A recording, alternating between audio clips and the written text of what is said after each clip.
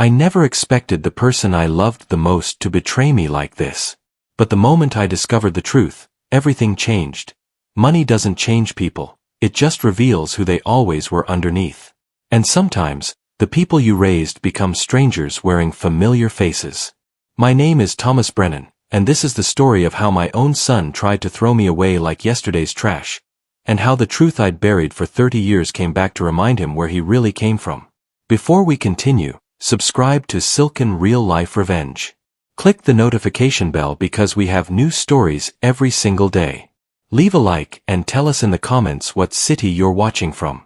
The Ashford mansion glittered like something out of a magazine that night.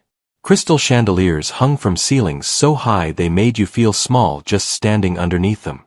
I'd never been comfortable in places like this, but my son Kyle had married into wealth, and tonight was his in-laws' 30th anniversary celebration. I wore my best suit, the navy one I'd bought for Kyle's wedding 3 years ago. It still fit well enough, though the shoulders felt tighter than I remembered. At 68, I wasn't the man I used to be, but I still had my dignity. Or so I thought. Kyle worked his way through the crowd, shaking hands with businessmen whose watches probably cost more than my truck. His wife, Vanessa, glided beside him in a dress that sparkled with every step. They looked perfect together, young, successful, untouchable.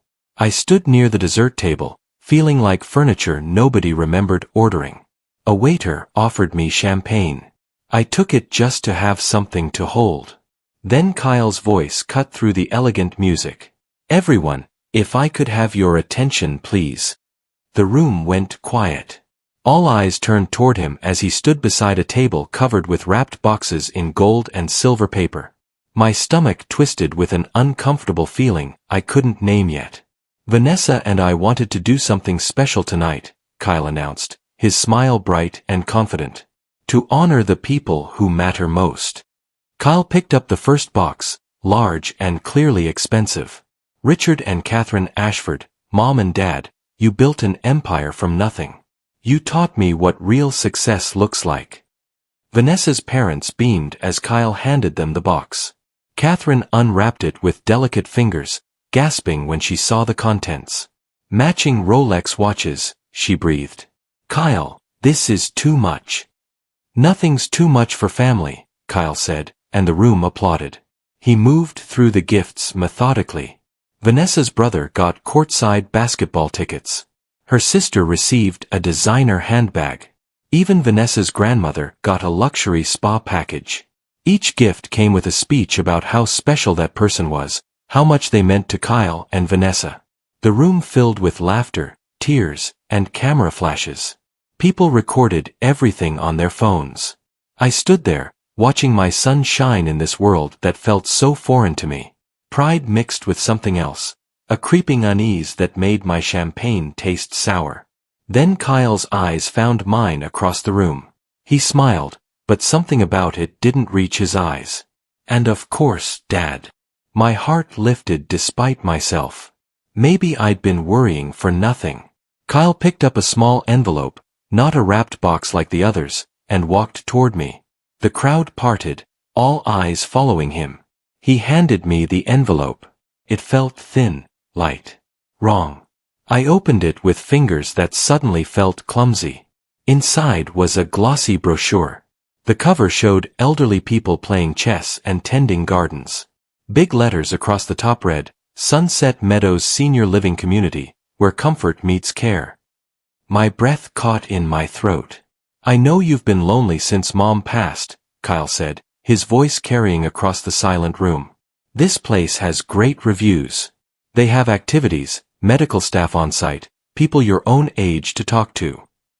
Someone in the crowd chuckled nervously. I heard whispers spreading like ripples in water. I looked up at my son. His smile stayed fixed, but his eyes were hard, determined. This wasn't kindness. This was something else entirely. "You'd be happier there, Dad," he continued. "You spend too much time alone in that old house. It's not healthy. At Sunset Meadows, you'd have community. Purpose."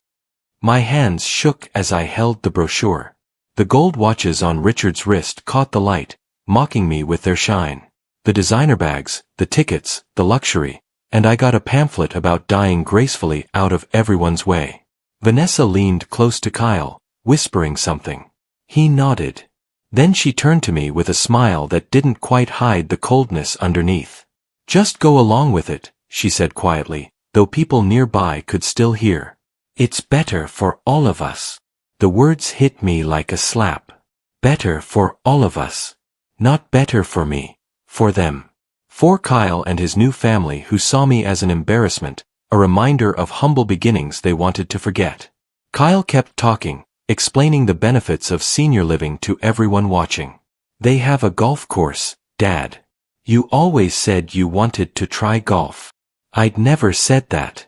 Not once in my entire life." "And transportation to medical appointments," he added. "You won't have to worry about driving anymore." More chuckles from the crowd. Someone muttered, "That's probably for the best." Another voice added, "Such a thoughtful son." But I saw the truth in Kyle's eyes. This wasn't about my comfort or happiness. This was about removing me from the picture, tucking me away somewhere I wouldn't interfere with his new life. My throat felt tight. The room spun slightly, all those perfect faces blurring together. I'd raised this boy. Changed his diapers, taught him to read, worked double shifts at the factory so he could go to college. His mother, my beautiful wife Claire, had poured her heart into making him the man he became. And this was how he repaid us. With a brochure and a crowd of strangers laughing at the old man who didn't fit anymore. I folded the brochure carefully, my hands steadier now. "Kyle," I said quietly, my voice cutting through his enthusiastic explanation about meal plans and recreational activities. "Can I speak to you? Privately?" His smile faltered for just a second. "Dad, we're in the middle of..." "Privately," I repeated, firmer this time. Richard Ashford stepped forward, his hand on Kyle's shoulder. "Thomas, let's not make a scene. Kyle's just looking out for you. We all want what's best." I met Richard's eyes. Cold, calculating eyes that had built a real estate empire through methods I'd never asked about but always suspected weren't entirely clean. "With respect, Richard, this is between me and my son." The temperature in the room dropped. Nobody spoke to Richard Ashford like that, especially not some retired factory worker from the wrong side of town. Kyle's face flushed red. "Dad, you're embarrassing yourself." "Am I?" I looked around the room at all the expensive suits and jewelry, the champagne and caviar. "Or am I just finally seeing clearly?" Vanessa grabbed Kyle's arm, her voice sharp. "Thomas, you're being ungrateful. Kyle spent time researching that facility. Do you know how hard it is to get into Sunset Meadows?" I almost laughed, but the sound died in my throat. Time. He'd spent time researching how to get rid of me, but he couldn't spend 5 minutes calling to ask how I was doing. I stood up straighter, meeting Kyle's eyes. The room held its breath, everyone waiting to see what the embarrassing old man would do next. "If that's how you feel," I said, my voice steady despite the storm raging inside me, "if you think I'm nothing more than a problem to be solved, then you've made your choice." Kyle's expression flickered, confusion, maybe a hint of guilt. But then Vanessa whispered something in his ear, and his face hardened again. "I'm doing this for your own good," he said. "You just can't see it." I nodded slowly, folding the brochure and tucking it into my jacket pocket. "You know what your mother would say if she could see this?" Kyle flinched. "I'd hit a nerve. She'd tell you that pride comes before a fall," I continued. "And she'd be right." I turned toward the door, my legs feeling heavy but my resolve stronger than it had been in years. Behind me, I heard Richard say something about old people being dramatic, and nervous laughter rippled through the crowd. As I reached the mansion's entrance, the rain started falling. Of course it did. Because tonight wasn't humiliating enough already. I stepped out into the cold night, letting the door close behind me on that world of crystal and gold and cruelty disguised as care. My phone buzzed in my pocket. I pulled it out, expecting maybe an apology text from Kyle. Instead, it was a message from Jonathan Pierce, my oldest friend. Tom. Call me. It's time. I sat in my truck, rain hammering the windshield, and stared at Jonathan's message. My hands still shook from anger and hurt, but seeing his name brought something else, a memory I'd buried deep for 3 decades. I called him. He answered on the first ring. Tom. I saw the video. My stomach dropped. What video? Someone at that party posted it online.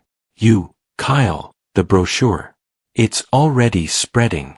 I closed my eyes. Of course someone recorded it. That's what people did now, turned private humiliation into public entertainment. Jonathan, I can't. Listen to me, he interrupted, his voice urgent. Remember what we talked about 30 years ago? The documents Claire signed. My breath caught. That's ancient history. No, Tom. It's not. Those property rights never expired. And your son's precious in-laws? The Ashfords? They built their entire empire on that land. I gripped the phone tighter, rain blurring the mansion lights through my windshield. What are you saying? I'm saying they never actually owned it, Tom. Your wife did. And when she passed, it went to you. Every shopping center, every development they've built in the past 25 years, it's all on land they never had legal right to. My heart hammered against my ribs. That's impossible. They have deeds, papers. Fraudulent ones, Jonathan said quietly. I've been watching them for years, waiting to see if they'd ever discover the truth. They never did. The rain pounded harder. I sat there, processing what Jonathan had just told me. 30 years ago, when Claire's family tried to take her inheritance, land her grandmother had left her, we'd signed it over to Jonathan, her childhood friend and a lawyer we trusted, to keep it safe from her greedy relatives. We'd meant to transfer it back eventually, but life got busy. Claire got sick.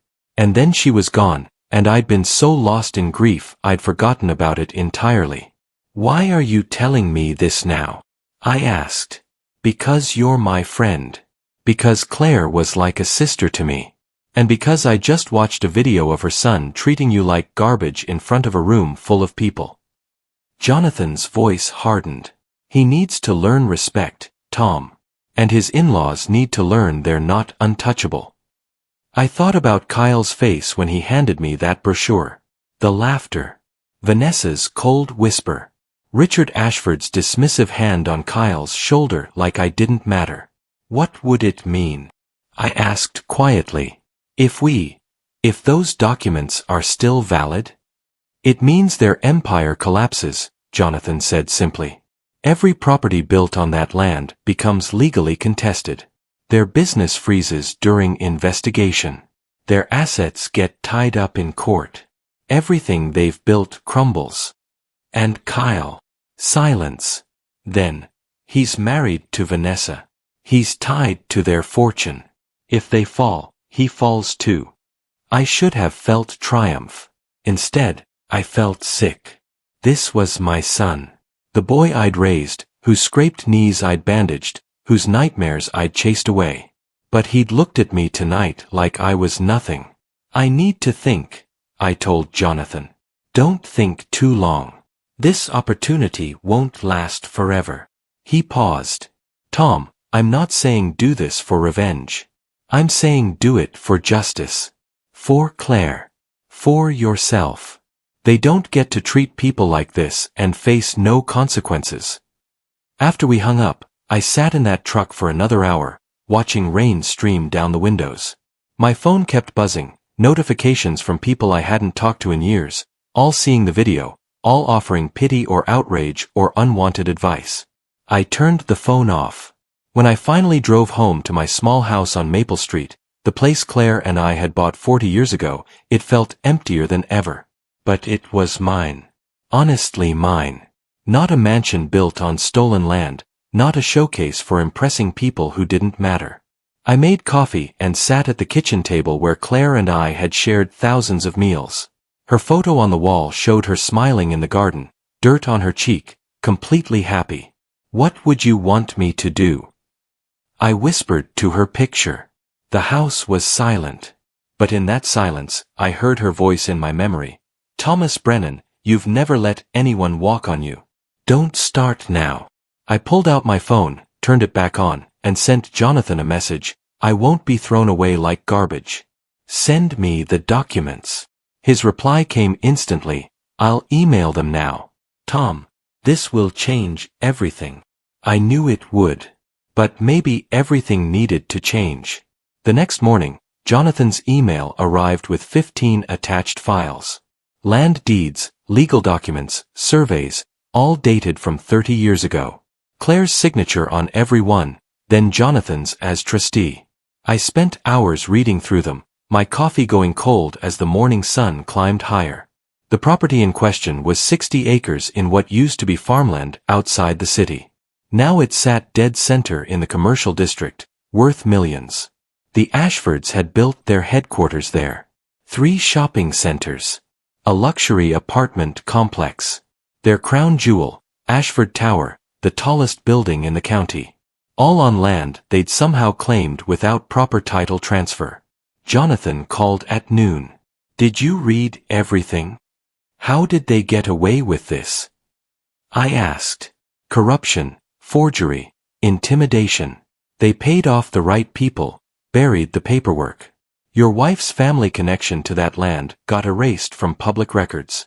They thought they'd covered every trail. But you kept copies. Claire asked me to. She never trusted her relatives. She was right not to. Jonathan's voice softened. Tom, if you do this, there's no going back. It'll be war. I thought about Kyle's face last night. The laughter. The brochure burning a hole in my jacket pocket where I'd left it. Send the revocation letter, I said. To the Ashfords, to the county, to everyone who needs to know. Today. You're sure? I looked at Claire's photo again. I'm sure. Jonathan filed the documents that afternoon. By evening, the legal earthquake had begun. I didn't realize how fast it would move. Lawyers for the Ashford Corporation received the revocation notice at 4 p.m. By 6 p.m., emergency meetings were happening. By 8 p.m., Kyle was pounding on my front door. I'd expected this. I opened the door calmly. Kyle stood there in the rain. Again, why was it always raining? His face twisted with rage I'd never seen before. Dad. What did you do? Come inside. You're getting wet. I don't want to come inside.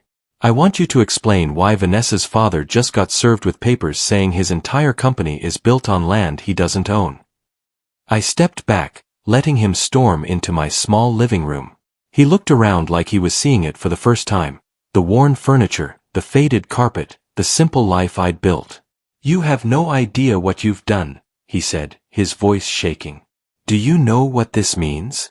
They're talking about asset freezes, investigations, criminal charges. Then they should have made sure they actually owned the land, I replied calmly. Kyle stared at me. This is about last night. About the retirement home. You're throwing a tantrum because your feelings got hurt. The words stung, but I kept my voice level. Kyle, did you ever think to ask what I wanted? He stopped mid-rant, thrown by my question. What? Before you researched Sunset Meadows, before you decided my life for me, did you ever think to ask what I wanted? Kyle's mouth opened, then closed. No answer came. I'm 68 years old, I continued. I'm healthy. I take care of myself. I have friends, hobbies, a life. But you looked at me and saw a problem. An embarrassment. Something to be managed and moved aside. Dad, that's not. Yes, it is. I pointed to the couch. Sit down. I'm going to tell you something you should have known years ago. He sat reluctantly, anger still radiating from him but confusion creeping in too. I told him about the land. About his mother's grandmother leaving it to her. About her greedy relatives trying to steal it. About how we'd protected it by signing it to Jonathan. We meant to transfer it back, I said. But your mother got sick. And then she died, and I I forgot. Until Jonathan reminded me last night. Kyle's face had gone pale. And the Ashfords built on that land? Illegally. Using forged documents and corruption. I leaned forward. Your in-laws are criminals, Kyle. Successful criminals, but criminals nonetheless. His phone buzzed. He looked at it, and his face went even whiter. Vanessa. She says their assets are frozen. The investigation has already started. Kyle stood up, pacing my small living room like a trapped animal. This will destroy them. Everything they've built. Everything they stole, I corrected. Dad, please. His voice cracked. I know I messed up last night. I was trying to impress them. To show I belonged in their world. Vanessa's parents, they have standards, expectations. I thought if I could prove I was making smart decisions, being practical about getting rid of your embarrassing father? He flinched like I'd hit him. It wasn't like that. Then what was it like, Kyle? Because from where I stood, it felt exactly like that. Tears welled in his eyes, real tears, not manipulation. My son, my boy, breaking down in front of me. I thought I was being practical. Vanessa said you'd be happier with people your own age. Her parents said it was the smart choice, that I needed to think about our future, our image. Your image, I repeated quietly. That's what I've become to you. A threat to your image. His phone rang. Vanessa's name flashed on the screen. He didn't answer it. They're calling for a family meeting tomorrow, he whispered. Vanessa's parents want to sue you, to fight this. They're talking about proving the documents are fake, about discrediting Jonathan. They can try, I said. The documents are real. Jonathan kept copies of everything. And he's been documenting their fraud for years, waiting for the right moment. Kyle looked at me like he was seeing me for the first time. You planned this. No, I said honestly. I didn't plan anything. I forgot about that land entirely until Jonathan called me. But once he reminded me, once I realized what the Ashfords had done. I paused. I had a choice. Let it go, or stand up for what's right. By destroying my marriage, my life. By standing up for your mother's legacy. By refusing to be thrown away. He sat back down, head in his hands. What do you want from me, Dad? It was the first real question he'd asked.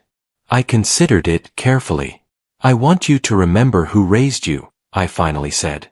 I want you to think about your mother and what she would say about all this. And I want you to decide, are you Kyle Brennan, my son? Or are you Kyle Ashford, their puppet? Before he could answer, the front door burst open. Richard Ashford stood there, his expensive suit soaked with rain, his face red with fury. Behind him were two men in dark suits, lawyers or bodyguards, I couldn't tell. You. Richard pointed at me. You think you can destroy what I've built? Do you have any idea who you're dealing with? Kyle stood up. Richard, wait. Shut up, Richard snapped at him. Your father just declared war on this family. And nobody wars with the Ashfords and wins. I stayed seated, calm. You built your empire on land you stole. That's not my problem. Richard's eyes blazed. I'll sue you into the ground. I'll prove those documents are fake. I'll destroy your reputation, your life, everything. I smiled slightly. You're welcome to try. Richard stormed toward me, but his lawyers grabbed his arms. Mr. Ashford, don't. That's assault. He shook them off, breathing hard, eyes fixed on me with pure hatred.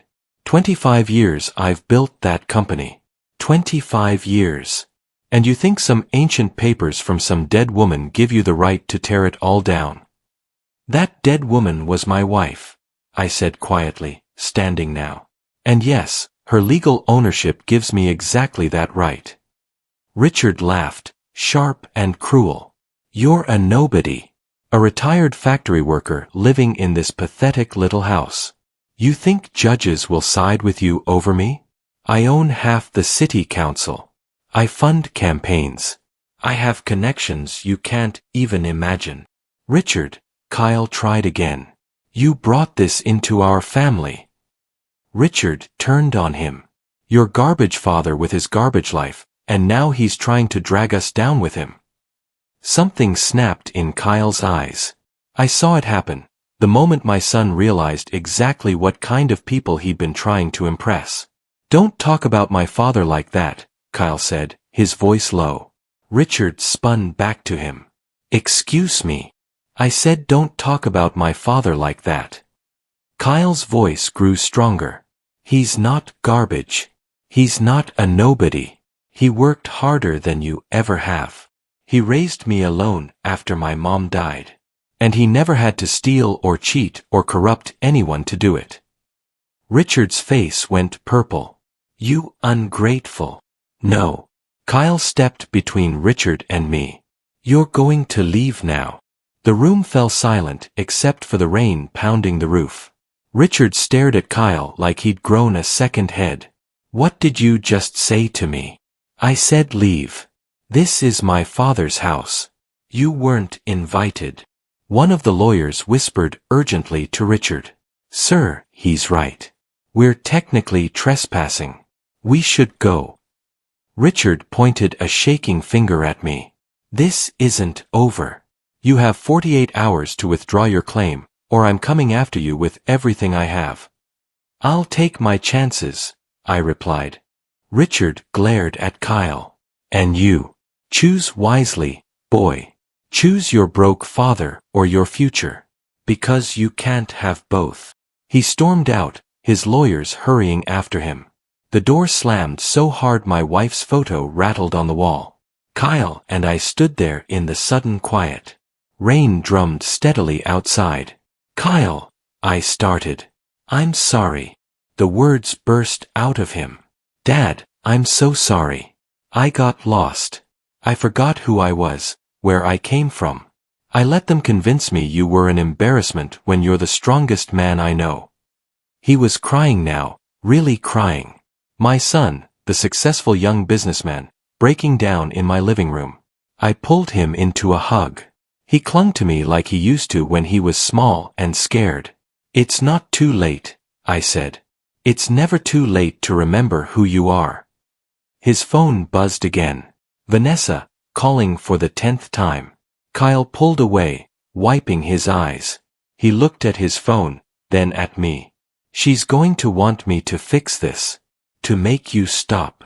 What do you want? I asked. He was quiet for a long moment. I want to understand. Show me the documents. Show me everything. We spent the next 3 hours at my kitchen table. I made coffee. We went through every paper Jonathan had sent, every deed and survey and legal filing. Kyle read them carefully, his business degree finally useful for something that mattered. This is solid, he finally said. Mom legally owned this land. And the Ashfords have no valid claim to it. Jonathan documented everything they did. The forgeries, the payoffs, all of it. Kyle rubbed his face. Vanessa's parents built everything on a lie. Yes. And Vanessa. He stopped, struggling with something. She knew, Dad. Not the details maybe, but she knew something wasn't right. I'd hear her parents talking sometimes about the original ownership problem they'd solved. I didn't understand then. I do now. My heart broke for him. Finding out your in-laws are criminals is one thing. Realizing your wife knew and stayed silent is another. What are you going to do? I asked gently. I don't know. He looked lost. But I know what I'm not going to do. I'm not going to ask you to back down. This is right, Dad. What you're doing is right.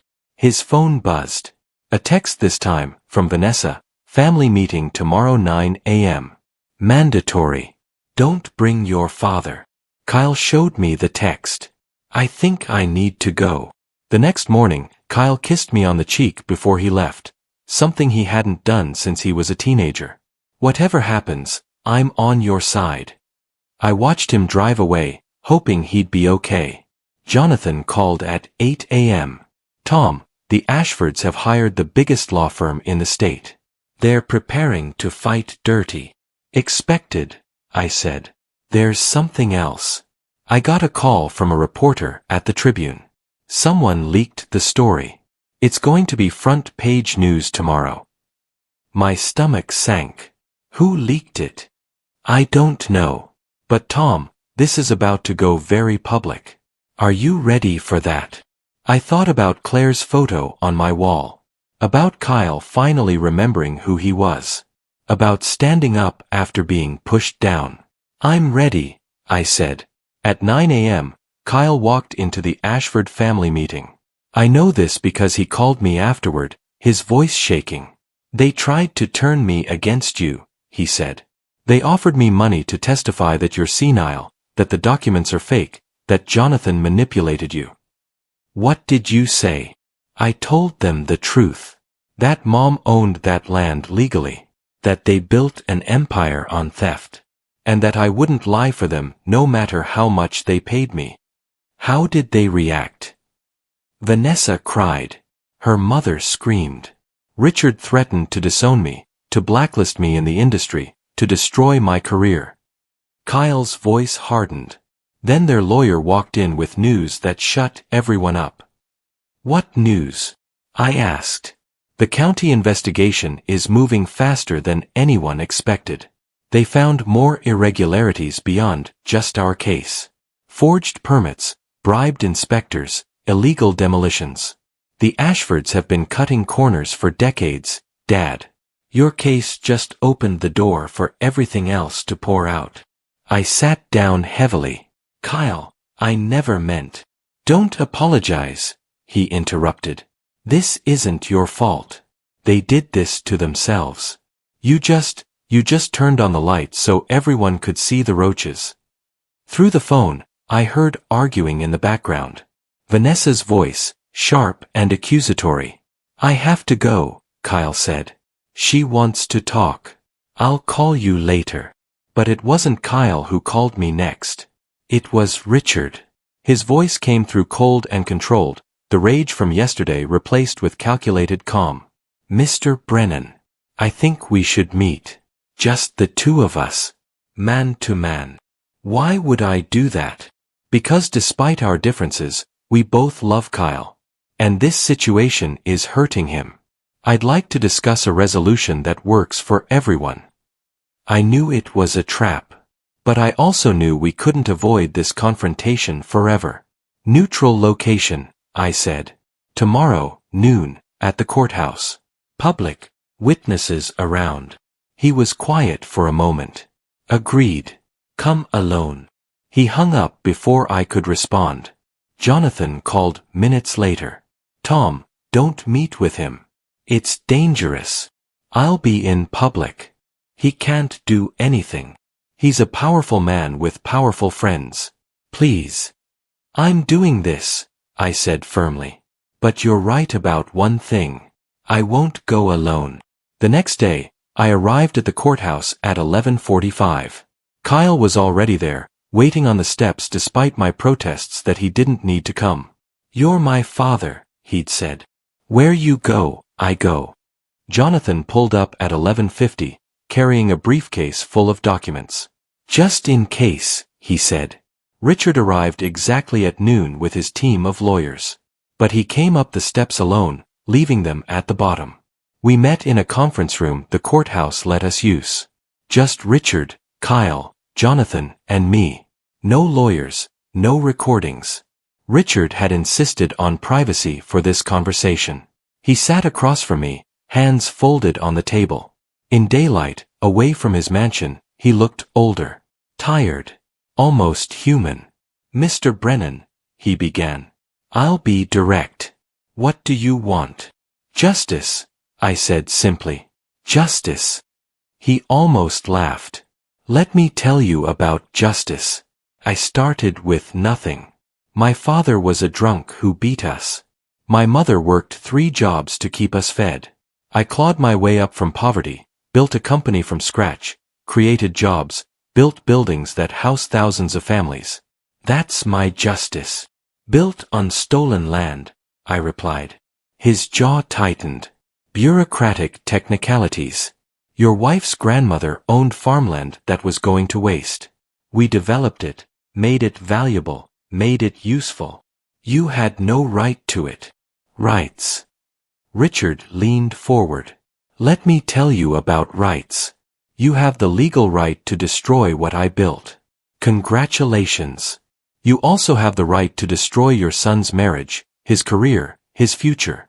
Because Vanessa won't stay with him if this continues. My family won't forgive this betrayal. Kyle flinched beside me. So this is blackmail, I said calmly. Back off or you'll destroy Kyle. I'm offering a deal, Richard corrected. Walk away from the land claim. I'll pay you $2 million, more money than you'd see in 3 lifetimes. Kyle stays part of the family. Everyone wins. $2 million. I thought about my small house, my old truck, the retirement I'd been living on a fixed income. That money would change everything. No, I said. Richard's eyes flashed. $5 million. Final offer. No. Dad, Kyle started.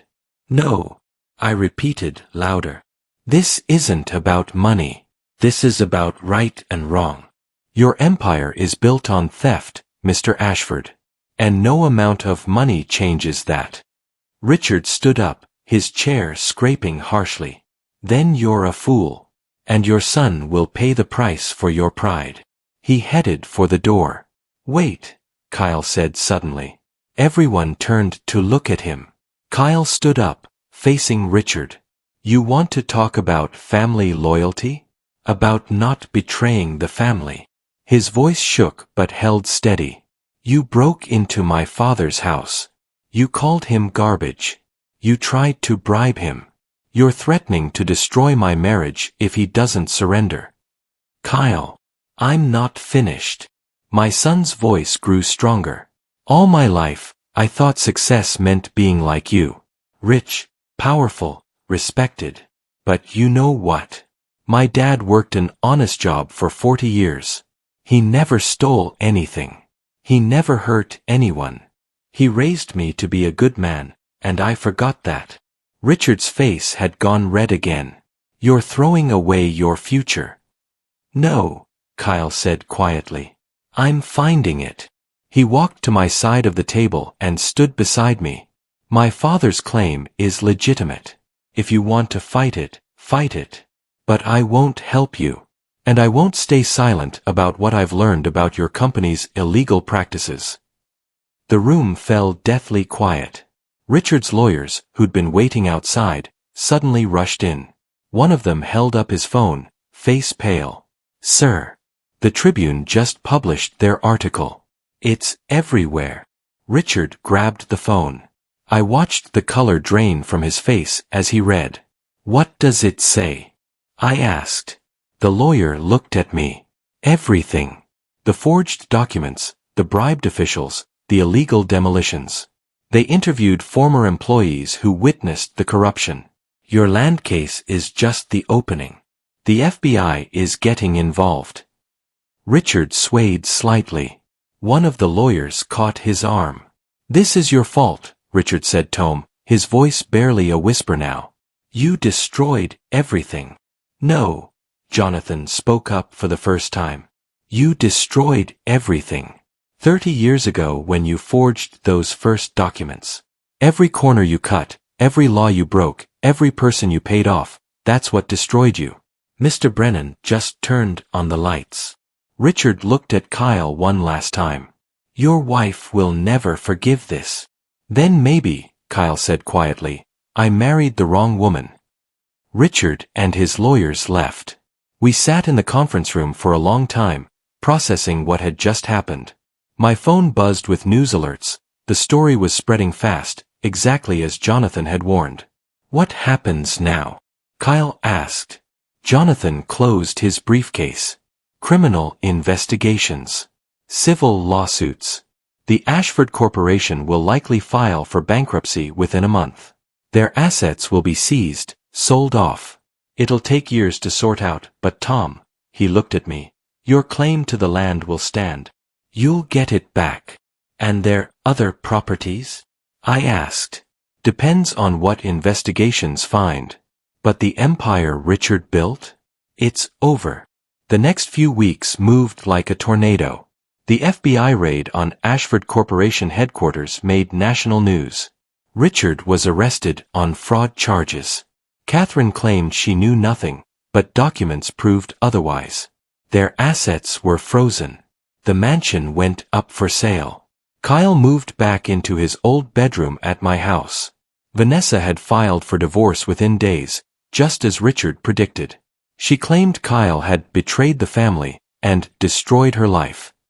Kyle took it better than I expected. I'm grieving, he told me one night over dinner. Spaghetti, his favorite as a kid. But I'm also relieved. I was becoming someone I didn't recognize. Someone Mom would have been ashamed of. Your mother loved you no matter what, I said. But yes, she would have been proud of you now. The press wanted interviews. I declined them all except one, a local reporter who'd known Claire and wanted to tell her story properly. Kyle sat beside me during that interview, holding my hand when I talked about his mother. The article ran with the headline, Widow's Land Rights Bring Down Empire, a story of justice decades in the making. Sarah called from 3 states away, Kyle's sister who I hadn't mentioned much because she'd moved for work years ago. Dad, I saw the news. Are you okay? Is Kyle okay? We're fine, I told her. Better than fine, actually. We're family again. She cried on the phone, and we talked for 2 hours about everything we'd missed in each other's lives. 3 months later, Jonathan invited us to his office for a meeting. The legal proceedings were still ongoing, but one piece had been finalized. The land is officially yours again, Tom, he said, sliding papers across his desk. 60 acres, uncontested, clear title. Worth approximately $40 million. I stared at the number. Kyle whistled low. Dad. There are already developers interested in buying it, Jonathan continued. Legitimate ones this time, with proper permits and procedures. You could sell tomorrow and retire in luxury. I thought about the mansion where Kyle had handed me that brochure. The crystal chandeliers, the champagne, the gold Rolexes. All that luxury built on lies. Then I looked at Kyle, who'd been living with me, helping me fix the porch, cooking dinners, learning to be my son again instead of trying to be someone else. I want to donate most of it, I said. Jonathan blinked. Donate. To charity. In Claire's name. Education funds for kids who can't afford college. She always said education was the key to everything. Kyle's eyes filled with tears. Dad, that's perfect. Mom would love that. Not all of it, I added. Keep enough to be comfortable. Maybe fix up this old house. Take Sarah on that trip she's always wanted. And Kyle, I turned to him. Enough for you to start over. Whatever you want to do. I want to work with you, Kyle said. On Mom's foundation. Making sure kids get the chances we got. The honest chances, not the corrupt ones. I pulled my son into a hug. She'd be so proud of you. 6 months after that night at the Ashford mansion, I sat on my newly repaired porch with a cup of coffee, watching the sunrise. Kyle was inside, making breakfast. He'd gotten pretty good at cooking during his time back home. My phone buzzed. A message from Sarah, foundation paperwork is filed. The Claire Brennan Education Fund is official. Mom would be over the moon, Dad. I smiled, typing back a reply. The front door opened. Kyle came out with 2 plates of scrambled eggs and toast. Breakfast is served. We ate together in comfortable silence, something we'd learned to appreciate again. No mansion, no luxury, no pretending. Just father and son, morning light, and honest food. Any regrets? Kyle asked eventually. I thought about it. About the land, the money, the destruction of the Ashford Empire. About Richard facing trial, about Vanessa's betrayal, about the viral video that started it all. Only one, I said. That it took humiliation to wake us both up. But I guess sometimes that's what it takes. Kyle nodded slowly. I kept the brochure, you know. From Sunset Meadows. I looked at him, surprised. I keep it in my wallet, he continued, to remind me what happens when you forget who you are. When you let other people's values replace your own. He pulled it out, worn and creased now. I look at it whenever I'm tempted to take the easy path or impress the wrong people. I took it from him, this glossy pamphlet that had changed everything. Then I tore it in half. You don't need it anymore, I said. You've already learned the lesson. Kyle smiled, that genuine smile I remembered from his childhood. Yeah, Dad. I think I have. 2 years later, the Claire Brennan Education Fund had helped 53 students attend college. Richard Ashford was serving a 10-year sentence for fraud. The Ashford Corporation had been dissolved, its legitimate assets sold to honest companies. Kyle ran the foundation full-time. Sarah joined as treasurer. I volunteered, meeting students, hearing their dreams, seeing Claire's legacy live on. The land itself was sold to an ethical developer who built affordable housing, something the city desperately needed. A portion was turned into a park named after Claire, with gardens she would have loved. I still lived in my small house on Maple Street. Still drove my old truck. Still had coffee at the local diner where everyone knew my name. But now Kyle stopped by every Sunday for dinner. Sarah visited monthly. And the weight of humiliation I'd carried that rainy night had transformed into something else entirely. Pride. Not in wealth or power or revenge, but in family rebuilt, lessons learned, and justice served. Claire's photo still hung on my wall. I talked to it sometimes, telling her about Kyle's latest foundation project or Sarah's promotion or the students whose lives were changing because of her name. And sometimes, in the quiet moments, I swore I could hear her voice. I always knew you had steel in you, Thomas Brennan. I just knew you'd never let anyone break you. She'd been right. Pride destroys. Humility rebuilds. And no one who discards family escapes the weight of truth. But more than that, real wealth isn't measured in mansions or Rolexes or luxury gifts. It's measured in Sunday dinners, in second chances, in the courage to stand up for what's right even when it costs you everything.